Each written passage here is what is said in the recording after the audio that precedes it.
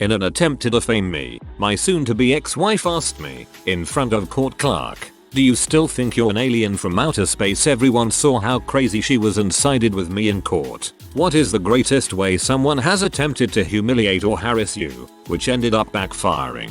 My dad used to work in the maintenance department at a very expensive and very high-class boys-only high school. It was actually a pretty respectable job, requiring a plethora of trade qualifications and a working brain. He was pretty committed to the job and often pulled overtime on the weekends. But, because it was a rich school in a rich area, there was a lot of snobbery involved. Kids' parents were buttholes. The kids were practically uncontrollable. Dad handled it all by just being incredibly good at his job and never getting mad, just even. So, one Saturday morning he goes into the workshop on campus to build some new tables and desks. At 9 o'clock he gets in, makes coffee and gets set up, before turning on the extractor fans in the workshop that remove the sawdust. As a side note, you're legally allowed to operate machinery like this from 7 o'clock in the morning onwards, in terms of noise pollution restrictions. Cue a guy, most likely a parent of one of the boys at the school, storming over from his house in the properties behind the workshop, in his dressing gown, absolutely flips his crap, screaming at Dad to turn the machinery off. Dad just stands his ground, explains that he's allowed to be running it and waited until mid-morning out of courtesy. That's not good enough, and this guy starts making threats along the lines of, "They know me at the college. I know people. I can have you sacked. Who is your supervisor?" Dad says, "I can give you the maintenance supervisor's number," and hands the guy a business card. Guy pulls out his mobile and dials the number.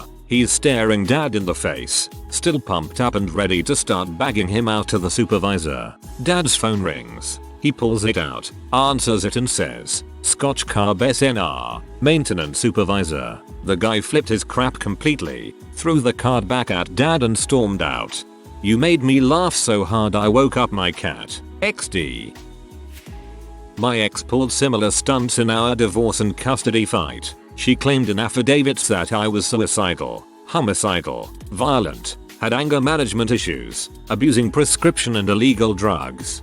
Basically everything short of molesting our child, which my attorney expressed surprise at. As we walked into court on the first day, she said that if our child had been a female we'd be fighting such accusations. Her attorney also tried very hard to portray me as a stereotypical military vet with deep emotional problems. So my ex petitioned the court to have me undergo a psych eval. The judge looked at me and asked, "Mr.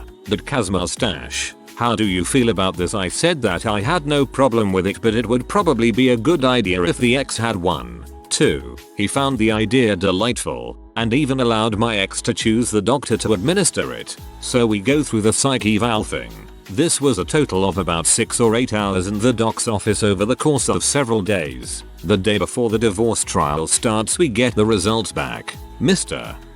Mustache has mild symptoms of situational depression, which is no surprise as his wife has been conducting at least one, and as many as several affairs, blah blah blah. There is no indication of suicidal or homicidal tendencies, nor drug abuse, nor violence, nor antisocial behavior. He is basically a good guy going through a crappy divorce. Mrs.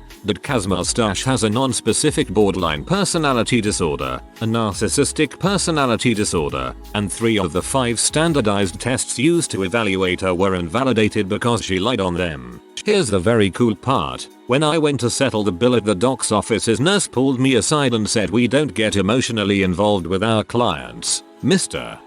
Mustache, but everyone in this office is pulling for you." Apparently the ex had stormed in and lit the entire staff up in spectacular fashion over the diagnoses. My attorney's secretary also let me know that my ex's attorney's secretaries, seems that these folks talk outside of class a lot, were very hopeful that my ex would get ramrodded by the court. In the end, I was granted custody of my son, and the judge included some very sharp language about my ex's testimony and integrity that I am told will be my primary weapon should she ever choose to contest any aspect of either the divorce or custody rulings. My favorite quote her answers were evasive, disingenuous and, at times, breathtakingly unbelievable. "Thanks, Your Honor. TL. X went from a tropical storm to a category 5 hurricane in the courtroom. I was like the mighty willow who bent but did not break. I was like the mighty willow who bent but did not break. Upvote just for that. A guy I know was going through some nasty divorce proceedings with his bitchy, narcissistic, vain soon-to-be ex-wife. I've met the woman once. She reminds me of Lucille Bluth on Arrested Development. She accused him of beating her, convinced their daughter to back up her story, got one of her cop relatives to arrest him. He, however, had an airtight defense. His EZ Pass records showed that at the time she claimed he hit her, he was in another state. I have an ex that, after almost 10 years, is apparently still going around to people I know telling them I beat her, and just wish he would finally admit and come clean to everyone about beating her. Even crazier, I've talked to her myself a handful of times over the last 4 years, and she actively denies telling people that I beat her, and claims that it's one big misunderstanding. I was attending training for a deployment. One of the trainers was teaching something wrong and I corrected him. He tried to make a big scene and accused me of disrespecting a superior and co. Then I pointed out that I outranked him. Ex-girlfriend comes up to me at a group of people I'm chatting with outside of class, sees I'm talking to an attractive girl, and says you don't want to get to know Editor A. He is a stupid Jew. Good thing this was right in front of the local news folks asking the Shabbat, Jewish student group, about the upcoming Jewish holidays, and the attractive girl I was talking to was recording us on camera. Had a guy steal a parking spot from me outside of my old job a while back. I was in a beta pickup, he in a rather nice BMW. I did the WTF face and he walked over and said my car is nice and should be seen up by the front of the building. Go park your pose at the other end of the lot. That guy? Yeah, he was my afternoon interview for a sales job. My psycho ex-wife denied me visitation with my mentally disabled 27-year-old daughter for almost a year. In court, she pointed out that I am an alcoholic. In her own lawyer's notes provided to the court, it showed that I was in AA for 28 years and haven't had a drink since Reagan was president. The judge pointed out that I was a sober, senior manager with 2 master degrees who had never been arrested and was fighting to see my mentally retarded daughter. The judge asked if there was any reason why I shouldn't get to see her. When my ex opened her mouth, the judge actually said, "Sit down and shut the frick up." It was a rhetorical question. I am not granting visitation. I am granting joint guardianship. When the ex went to speak again, the judge said, "How would you like me to make it sole guardianship? And if you aren't sure, it wouldn't be in your favor." I never even had to say a word. Just got done a 9-day visit with my daughter whom I see every other weekend and it only cost me $28,000. Still, I fought the good fight and won. I imagine if she opened her mouth again he would have sentenced her to death. In 7th grade, this would have been more than 20 years ago, before the internet, I went out with this girl Deanna for a little while. I broke up with her because I didn't like spending time with her and we only went out because of one dance or something. We never even went past kissing, and even that was just a kind of boring French kiss. Anyway, she got really upset and started a scene. It was right in the middle of lunch in the cafeteria and she yelled, "Whatever, you're such a loser and your penis is way too big anyway." Her miscalculations. 1. She implied that she'd seen my penis. We were 13. She got branded a school S. 2. She implied that I had a big penis. This rumor stuck with me all through high school. I even changed carefully during gym classes to keep from dispelling the rumor. 3. A few girls at parties expressed interest in seeing it. Due to the rumors, I obliged occasionally, and in private. For the record, I'm pretty sure my penis was average size in high school. Now, of course, it has its own gravity and weather systems, and lesser penises orbit it, affecting the penile tides. So really, she's, in a way, the best friend you've ever had. Had a guy say to me after we were done playing basketball and my team won, "Oh yeah, how'd you like your foot up my butt?" Crap. Many lols were had afterwards on his account. I'm always late to these, but here goes. I had been in college for a year and a half, and decided to transfer to a different school, a little closer to home. A lot of my friends from high school went to the school I transferred to, so when I first got there, I spent a lot of time hanging out with them. They lived on the other side of campus, and I was there almost every night. For some reason, One of the girls we hung out with, who lived in their dorm, didn't like me. I'm still not sure why. I got along pretty well with everyone else. A few weeks later, unknown to me, she started sort of dating one of my roommates, who she had met through someone else. She did not know he was my roommate at the time. At one point, we had all been hanging out together in her dorm, with some of my friends. As he told me, after I left, she started complaining about what in butthole I was, and saying some pretty terrible things about me. He told me he yelled at her something to the effect of "Don't ever talk about my roommate like that. He's an awesome guy," and apparently he never saw her again after that. Good riddance. She was a B. TL. DR. Girl talks crap about me to guy she was dating and didn't know was my roommate. He stops dating her. That's a dang good roommate. You better treasure him. Not me, but my mom. Before I was born, she worked at a US government office. There were many parties where military officers and the admins, secretaries, would attend. At one of these parties, one dude, who was big on sexually harassing women on a normal day, had a few too many to drink. He came up to my mom and pinched her butt and said, "I'd really love to get in your pants." Humiliated, she kept her cool, but raised her voice and responded so the whole office could hear. "Why? Did you crap yours?" Silence. The dude's butthole puckered up and he turned red in the face, and didn't harass anyone for a long time after that. Meanwhile, across the room was her soon-to-be husband, my father, who heard the exchange, impressed. Not long after this exchange, he asked my mom if she'd like to celebrate his divorce from his ex-wife and go on their first date. 3 months later they were married, and still are to this day. With a pickup line like that, your dad must be the smoothest operator ever. Or maybe it just really helps to be a man in uniform. This girl I sat by in art class in the 6th grade was one of those big, loud bullies. The kind that can talk crap all day, but acts confused and cries when anyone is mean to her. Anyways, she was making fun of my new glasses one day and said really loud, so the whole class could hear her, "Wow, they're really big." So I looked up and politely, and loudly, said, "Well, so are you," but I thought it would have been rude to say anything. That shut her up. That reminds me of a girl in my 7th grade PE class who would bully me with her 2 other friends. I told the fat bee she should be the goalie for soccer because it'd be physically impossible for a ball to get past her and into the goal. She snitched on me to the teacher, and the teacher thought I was complimenting her skills as a goalie.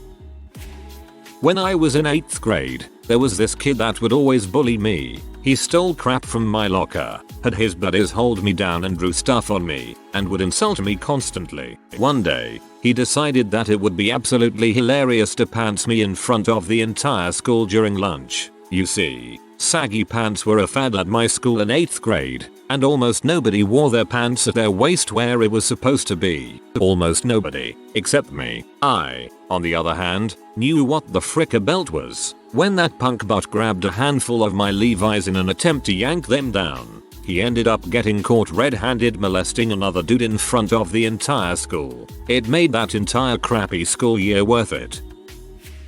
I started at a small NYC ad agency last summer. My first day I was met with a disastrous ad to fix. Upon arrival, I was met with Jack, not his real name but he was a jackoff. It'll do. Jack wanted to know, 1 hour after I started, when he could see something on this ad. I told him I would welcome his feedback. It wasn't close to done, as I had just started there. He tore me in butt for my attitude and proceeded to tell me that I was off on the wrong foot because he ran this account. Right in the middle is his bully rant. A group had assembled. One of the junior account people tried to get his attention, which only deepened his fury at my imagined insolence. Finally, the owner came out of her office. Jack, in his attempt to throw me onto the tracks, said to her, "We've got a real wussies here. What are you going to do about it?" She said, "Jack, that's the new chief creative officer. He's your new boss." As he backpedaled into a flurry of "just kidding," a little hazing, he literally had tears running down his cheeks. To break the uncomfortable silence, I said, "Jack, check back with me in an hour. I'll have something then. We can review it together." The room was silent. Buttholes like him deserve it so much, but I can't help being so embarrassed on their behalf. A coworker who was convinced that I was talking smack about him behind his back decided to start secretly recording my conversations with other workers at my desk. He bragged about how he had something that was going to get me fired to one of my friends. He found out that this is a felony in my state and HR doesn't put up with that kind of behavior. At the last minute he claimed that it was just a joke and we couldn't prove it, but him being scared shitless for that split second was all the backfiring I needed. He backed off a lot after that. Oh, Tom, you're such a douchebag. Was in high school band and had a particular douche who had a brow like a caveman. Seriously, they almost stuck over his chin, and the aggressiveness of one. He was making jokes with his buds, and some of them were directed at me. I ignored him. I was reading my book, and I was going to enjoy the dang thing. Well, my Cro-Magnon schoolmate did not enjoy that, so he started staring at me from across the band room. Sensing his disapproval of me ignoring his glorious jokes, I looked up and met his gaze. I winked. He did not like that one bit. So he picked up his mouthpiece. Trumpet mouthpieces are small, but they are bloody well fast, and hurled it at me. I ducked behind my music stand and felt it was over me. Luckily, or not depending on your viewpoint, my band director was right behind me and got nailed in the back by it. In 2 seconds he went from being the cool and relaxed band director to the red-faced fury of Apollo himself. Classmate was suspended, eventually quit, and never so much as looked at me again. Good year. TL. DR. Neanderthals are dumb. I have dreamed of this day. I am a trainee that was being hosted by Herpaderp Power, technically employed by a GTO. One day my, very recently promoted, boss starts drilling me on not following his instructions to the letter for the 5th time. Each time I had fixed the problem instead of following his policy of simply replacing the computer. None of the computers had broken after my repairs. I say stuff like I'm out of here, if I stay then I'm probably going to kill this man. This new boss then proceeds to modify all of my job tickets from my 1.5 years of work to prove his point. The ticket service fails and corrupts the database. They recover the database from before he edited them. His boss notices the disparity and gives me his apologies for various actions that they took, aka firing me, locking me out of sight, etc. The new boss gets a disciplinary hearing. Meanwhile, the company that was technically employing me has put me on full time. In this company there's only 2 IT people including myself, and the other one is pretty awesome. All the people are friendly and I'm feeling more fulfilled in my work. TL. DR. Got fired from a crappy job because of my crappy boss falsifying records. The boss got caught and my labor hire company, not my original employer, employed me in their office instead. That seems like that boss could actually face serious monetary penalties were you to sue for fraud. He falsified documents claiming they were made by you for the purpose of defamation. These 2 kids were picking on me in the 5th grade. They tried to do that whole, one kneels behind you while the other pushes you over. I cracked 2 of the kids' ribs. Boy, that escalated quickly.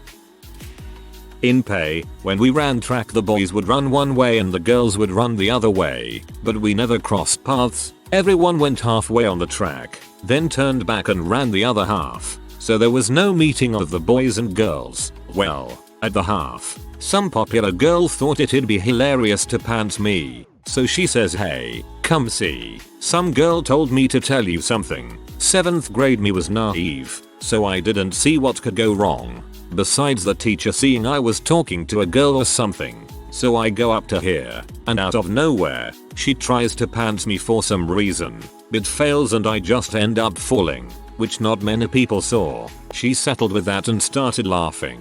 Her friend saw what happened and decided to stand up for me, so she went up and pantsed the mean girl to get back at her. She accidentally pulled down everything, panties and all, and a lot more people saw. I thought it was some hilarious karma. TL. DR. B wanted to see my dong, got her pants pulled down.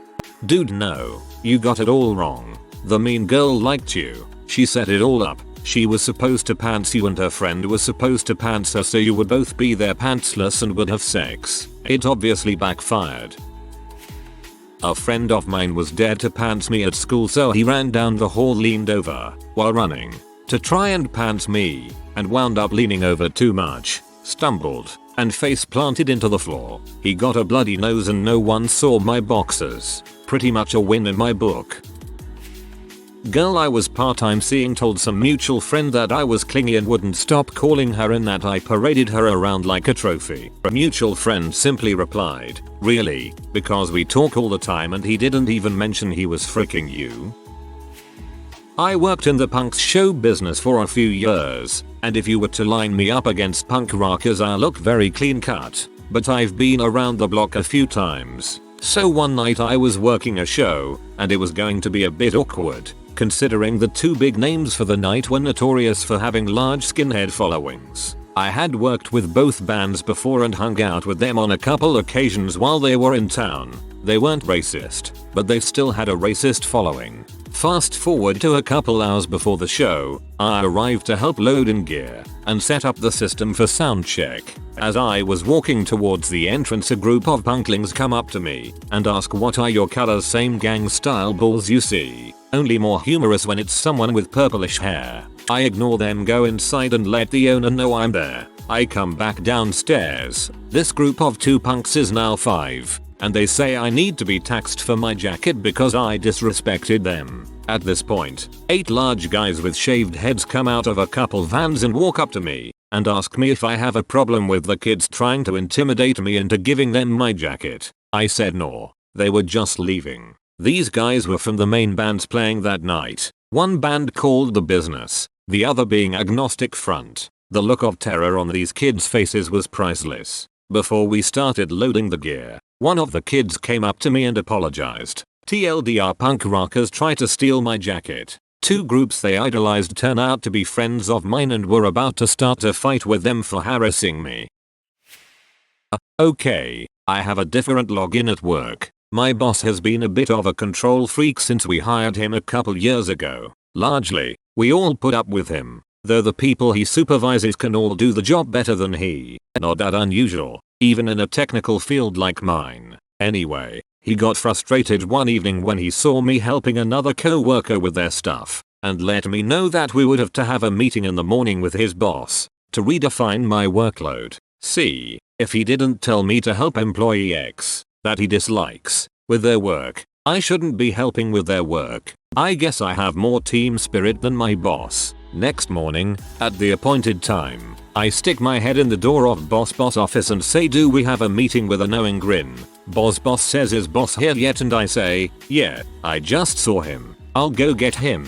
So boss airs a couple petty grievances, and then says, "There have been some times when I am setting something up and you know it and you leave early. If you know I'm working on setting up processes in the afternoon, can you stick around to help?" And I knew I was gold. Processes is something my boss should have learned how to do over 2 years ago. So I raise my eyebrows and carefully say with as little scorn and derision as humanly possible, "If I were to stick around and help out, do you think you could learn processes so I don't have to stay late next time?" And my boss replies with, "Yes, of course. Just so you know, the only reason I don't know processes is because at all my previous companies we used process ABC, and I knew I had him." 5 minutes later, I walked out of boss office grinning, because my boss just embarrassed himself in front of his boss, and didn't even know it. I knew that right then. Boss was saying to boss, "You don't know this? That's something you should know." And voila, a couple months later, my boss is learning new tricks, including this. I know that this is the guy filling out my evals, and the 3 of us know I'll let him hang, and I just cannot bring myself to care. The whole company knows his history and we have made a habit of working around him, so frick it. Hopefully this doesn't get buried, but here goes. My best guy friend had moved out of his fiancée's and his house after a 7-year relationship. He's kind of a sucker, but a good person. He rented a small house down the street from his mom, and since the fiancée owed him a crap ton of money, she gave him a washer and dryer, a table, etc. He was trying to keep the relationship alive as well as get some much needed space. He really didn't want to break up with her. One day, she decides that he's cheating on her. He wasn't. He was at my house drinking and playing poker with my brother and a few other guy friends. She flips the frick out on him when he gets home. She has a house key, and is lurking in the house, refusing to come out when he gets there. Says she's waiting on a guy friend of hers to bring a trailer and a dolly so she can take her crap out of his house. My pal calls the cops. A bunch of bulls goes on there, but she leaves before they can get there. She then tries to file personal protection orders on he and his mother. She lied about the both of them threatening her life in order to do so. My pal decided to contest the PPO and take her to court. In Michigan, you can have someone who isn't a lawyer speak for you in court. He asked me. I couldn't object to any of the other attorney's arguments. He made some outrageous accusations, even asking me if my pal had ever tried to sleep with me, and when I told him no, on the stand, he then asked me if my pal was gay, but I could question every witness, including the fiancée. She went up to the witness stand last. As soon as she got up there, she went into a crazy crying fit. I mean, sobbing, blowing snot bubbles, the whole 9 yards. My question was this: fiancée, what did you bring into my pal's house with you? She replied, an iron billy club my cop friend gave me. I asked her if it was in plain sight, and she stupidly replied, no, I had it up the sleeve of my sweatshirt. The judge called a halt to the proceedings and dismissed all of the PPO attempts. He then assigned her 50 hours of anger management classes, and when she shrieked, he threw her in jail for contempt of court. As she was being led away, she said to me, B, I'm gonna get you. I asked for a PPO on her right then and there, and it was granted on the spot. Insert success kid here. TL. DR. Crazy woman puts her own foot in her mouth in court, reversing the original charges she sought out onto her.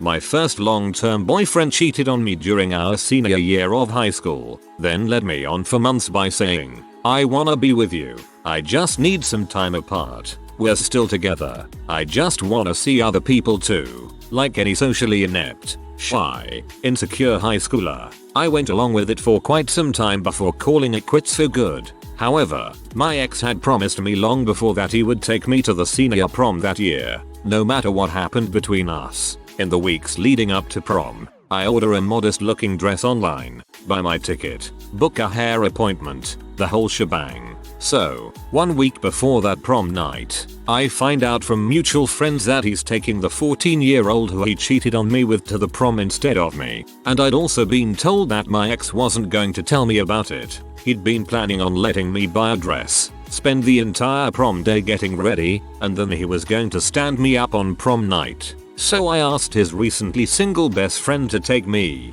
because we'd already been friends for years before, and he'd just broken up with his girlfriend. I return the modest dress I'd bought online, and take the money to a local dress shop. I buy a sexy, flaming red prom dress that shows off my legs, back, and bust, sky-high black stilettos. I forego the intricate hairstyle for a sexy haircut instead. I looked good. I showed up for the pre-prom dinner at a restaurant, where my date, his friend and his girlfriend, and my ex and his new girlfriend are waiting at the table. I walk down the path leading to the table like it's a catwalk. Every eye in the restaurant is on me. For 30 seconds, I commanded an entire room. I danced the night away with my prom date while my ex fumed to himself in the corner, refusing to dance with his girl. He left early. My date and I go back to my house where we have the longest, most intimate conversation of my life. We talk about our lives, our childhoods, who we both are and who we both want to be, everything. We talk until the sun comes up. My ex's best friend and I are now happily married. So really, every day that I live is a day that my ex's plan to humiliate me is backfiring. I'm giving you a thumb up for commanding an entire room. Congratulations on that. If you are new to the channel, you can subscribe. I publish new videos every day. Until then, check another video.